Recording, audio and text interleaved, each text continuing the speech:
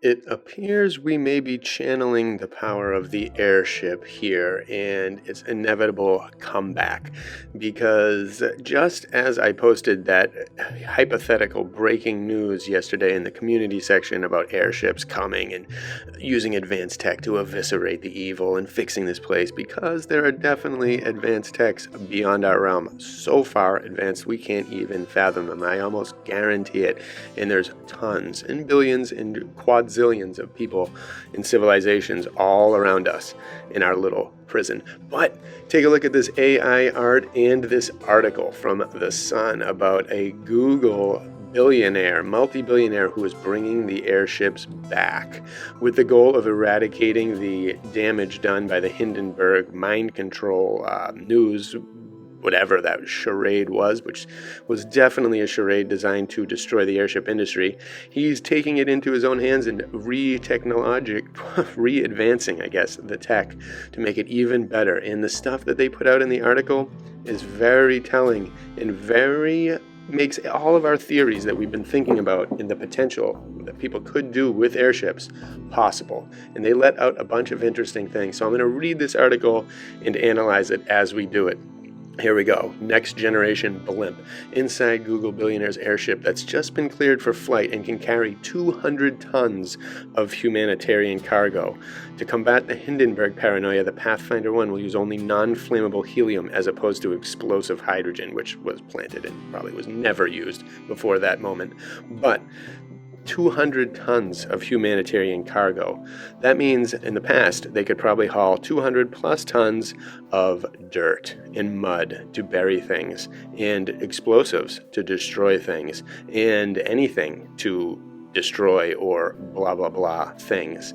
So again, one of our theories proven by this article in this subtle way, which I definitely like. So keep going. It says a new era for blimps may be emerging thanks to billionaire Google co-founder Sergey Brin, who aims to turn these sky giants into cargo vessels.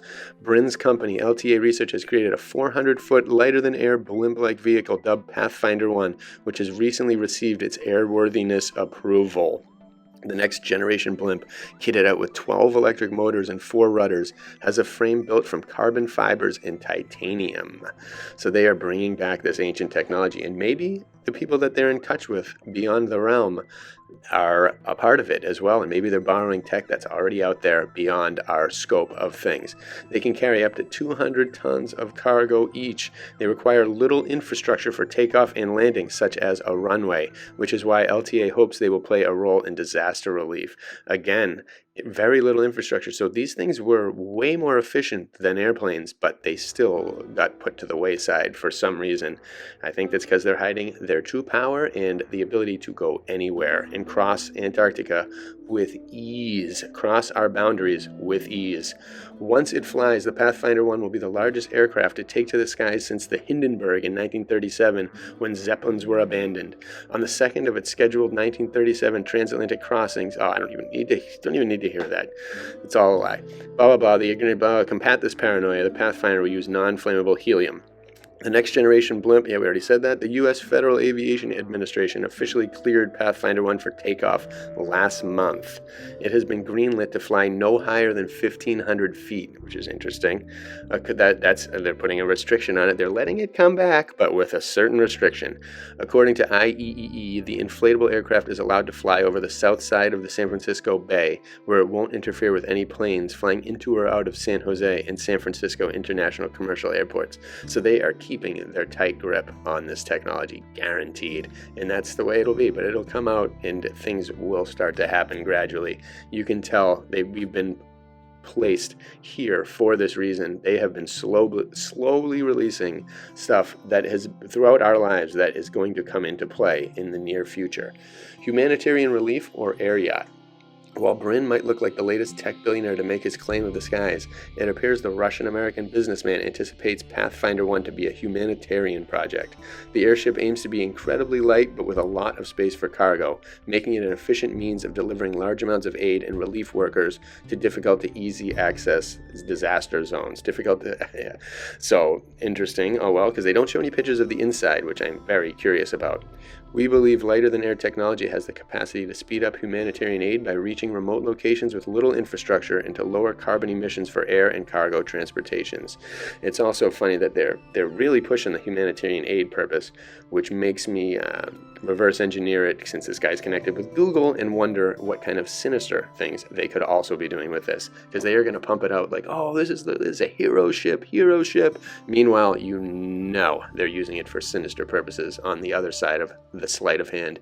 These airships could one day carry up to 200 tons of cargo each, nearly 10 times the amount of a Boeing 737. These aircrafts also require little infrastructure. We said that. If runways, roads, and ports are damaged, LTA's airships can still deliver what communities need. If cell phone towers are knocked out, airships can hover and provide service. Very interesting, kind of like the balloon we call satellites that are all over the place. Again, another hint. However, the aircraft was once nicknamed an air yacht by The Guardian, due mostly to Brin's billionaire status. So there is some concern that the Humanitarian moonshot may eventually be watered down to be an airborne addition to Brin's collection of luxury yachts and water sports vehicles. Once the Pathfinder 1's California test flights are complete, the aircraft will reportedly head to the Goodyear Air Dock hangar located in Akron, Ohio, where its bigger, nearly 600-foot sibling is being constructed. So this guy's already making number 2, which again makes me suspicious and curious about the true intentions of all of this. And this is again more AI art, but I've always envisioned experiencing a concert or performing in a concert. That was my true goal, in an airship one day. I just feel like this tech is going to come back into our world and our lives and our realm and hopefully help us escape it. But ever since I saw my first airship in Final Fantasy II when I was Final Fantasy I on Nintendo when I was a young kid, and Sid, the pilot, I always was obsessed with him. I was just like, wow, that would be so cool to be a part of these. A cruise ship in the sky.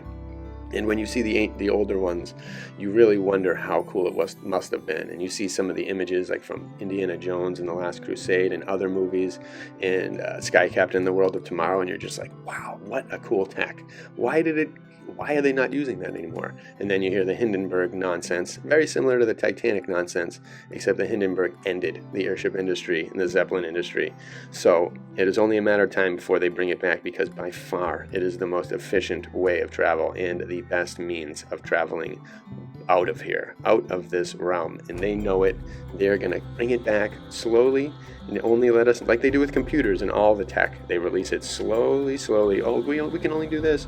Oh, we can only do this. Meanwhile, behind the scenes, in secret places, they're doing far more and all kinds of different things with it. They know the true potential. They only leak it out to us very slowly.